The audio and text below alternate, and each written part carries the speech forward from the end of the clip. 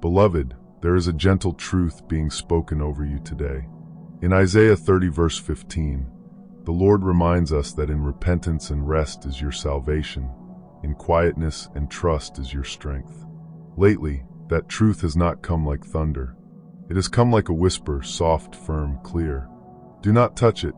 If you have felt held back, you are not imagining it. Your hands have not been tied by weakness, but by wisdom. You already know what to say. You already see the solution. You could explain yourself, expose the truth, defend your name, or push things forward with your own strength. Yet every time you get close, something deep within you pauses. Your spirit gently pulls you back. That pull is not fear. It is guidance. God is asking you to trust Him with what feels unfinished. This is not your fight to win with words or force. The Lord will fight for you. You need only to be still. Exodus 14 verse 14. What He is doing behind the scenes with the things He has told you not to touch will leave you in awe. Stay soft. Strength is being built in the silence. And when the moment comes, it will surprise everyone who assumed your silence meant you were done. Your stillness was never surrender. You have not been inactive. You have been attentive. This world keeps sending the same message over and over. Move faster. Say something now. Prove yourself. Do not let anything slide. The pressure to always respond, always react, always stay visible has exhausted so many souls. Even those who appear successful and confident on the surface are often carrying deep weariness inside. Constant motion has a way of hollowing people out, and you sense that something about that pace was never meant to heal you. There is a sacred difference between being stuck and being held still by purpose. Being stuck drains you. Being held still steadies you. Some of you are standing in that exact space right now. You wrote the message and erased it. You rehearsed the confrontation and walked away. You considered reaching out one more time, explaining yourself, reminding them of who you truly are. And then something deeper than logic whispered, if you act now, you will only complicate what God is already working on. At times, that restraint made you question yourself. You wondered if you were being passive, if you were avoiding hard conversations, if your silence meant others were getting away with things they should have answered for. But what you called hesitation, heaven called discernment. Psalm 37 verse 7 says, "Be still before the Lord and wait patiently for Him." That waiting is not weakness. It is trust under pressure. For a long time, you believed faith meant God would step in while you fought alongside Him. But in this season, the instruction has been clearer and sharper. Step back. Release control. Let your hands rest. Proverbs 20 verse 22 says, "Do not say I will repay this wrong. Wait for the Lord and He will act." That kind of waiting feels uncomfortable because it goes against instinct. Everything in you wants to intervene, correct the narrative, protect your image. Yet restraint here is not loss. It is alignment. Think of it like this. Imagine an artist restoring an ancient painting. The colors are fragile. The surface is sensitive. Someone watching might feel compelled to help, to wipe away the stains, to fix what looks damaged. But one wrong touch could erase what cannot be replaced. So the artist says, please do not interfere. What looks slow is precise. What looks unfinished is intentional. That is what God has been saying over certain areas of your life.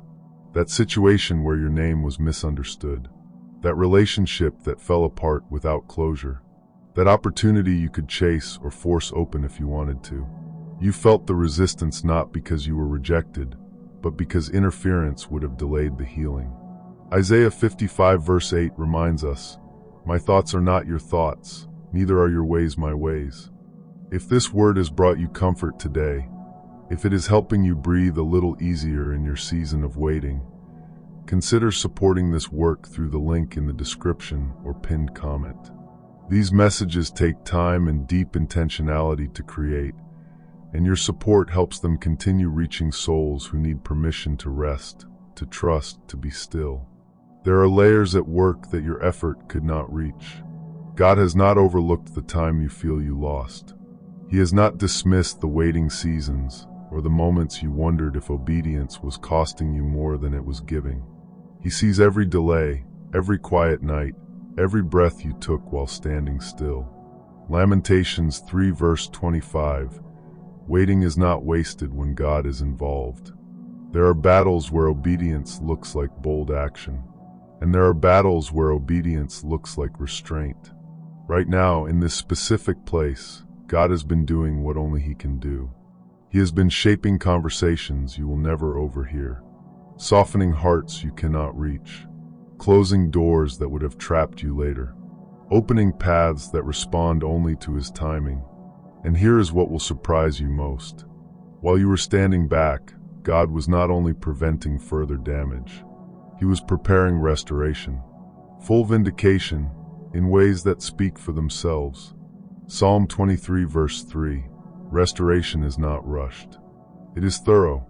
Ecclesiastes 3 verse 11, He has made everything beautiful in its time. Some of you are about to witness what it looks like when God defends you without your involvement. You will not need to explain your side repeatedly. You will not need to gather proof or convince anyone of your truth. Circumstances will speak. Doors will shift. Certain people will fade from your path while others return unexpectedly. Opportunities will realign without you chasing them. Your stillness has spoken loudly in the spiritual realm. It said, I trust you even when this feels unfair. I trust you even when silence is uncomfortable. I trust you enough to let you touch what I was told to release. That kind of trust is rare, and God honors it. He did not ask you to step back because He wants you diminished. He asked you to step back so that what unfolds next will clearly bear His signature. When the truth surfaces, when the outcome turns, when what once threatened you becomes evidence of growth and grace, no one will be able to say you engineered it. It will be obvious. You waited. You held your peace. And you let God finish what He started. When God tells you do not touch this, He is not asking you to care less. He is not telling you to shut down your emotions or pretend you are unaffected. He is teaching you how to care without carrying what was never meant to be yours. He is shifting the focus of your strength. Instead of draining yourself by pushing against what will not move, He invites you to invest your energy into what He has already placed within your reach. You may not have been able to change their minds, but you were able to choose softness over bitterness. You may not have opened that door, but you remained faithful in the quiet, ordinary responsibilities that required no applause. You may not have corrected every misunderstanding, but you allowed God to speak truth into your identity when outside voices grew loud. Isaiah 26 verse 3, You will keep in perfect peace those whose minds are steadfast because they trust in you. Peace was not the absence of struggle. It was the result of where you chose to place your attention. Look at how much you have changed. There was a time when every comment needed a reply. Every accusation demanded defense. Every delay felt personal. You reacted quickly because you believed speed equals strength. But now something in you has matured. You feel the impulse rise, the familiar heat in your chest, the words lining up ready to be released. And then you pause. You breathe. You choose silence where noise once lived. You hand the moment over to God instead of taking it into your own hands. That is not avoidance. That is discipline. That is strength. Psalm 46 verse 10, Be still and know that I am God. Stillness is not absence of faith. It is often its clearest expression. God has been training your inner life. He has been teaching you how to carry power without wasting it. Silence has become your classroom. Waiting has become your teacher. And slowly, without spectacle, you have grown steadier, clearer, less reactive. This is not weakness. This is capacity. The link in the pinned comment is there for anyone who feels led to support this work and help these messages continue reaching souls in seasons of divine pause. Give only what your heart feels at peace to give. Some of the people who mistook your quiet for guilt will one day watch circumstances speak more clearly than words ever could. You will not need to prove anything. Situations that once painted you as the one who lost will turn in ways that reveal you were being protected from outcomes that would have exhausted you.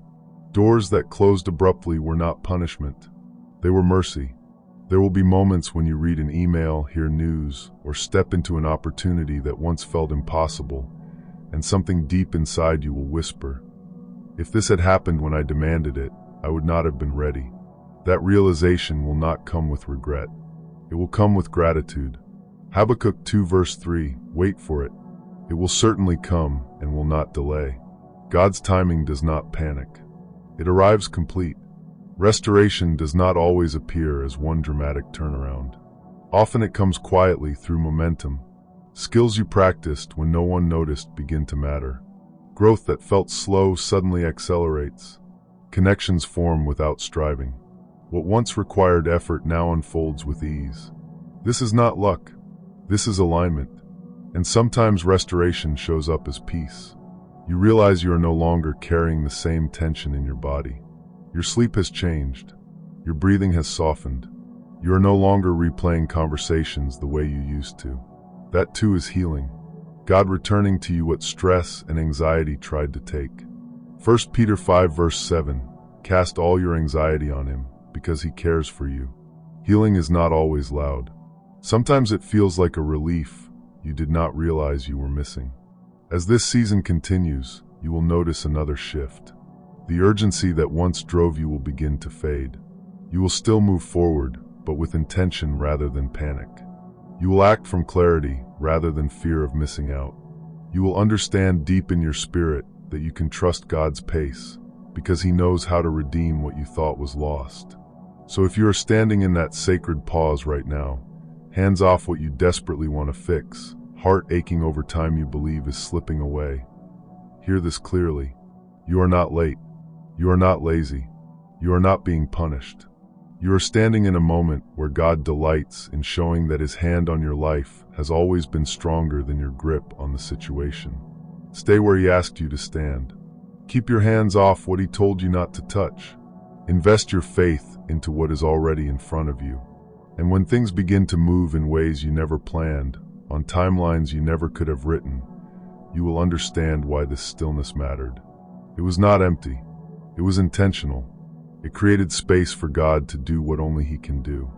If someone came to your mind while you were listening, someone who is tired, striving, exhausted from trying to force doors open, consider sharing this with them.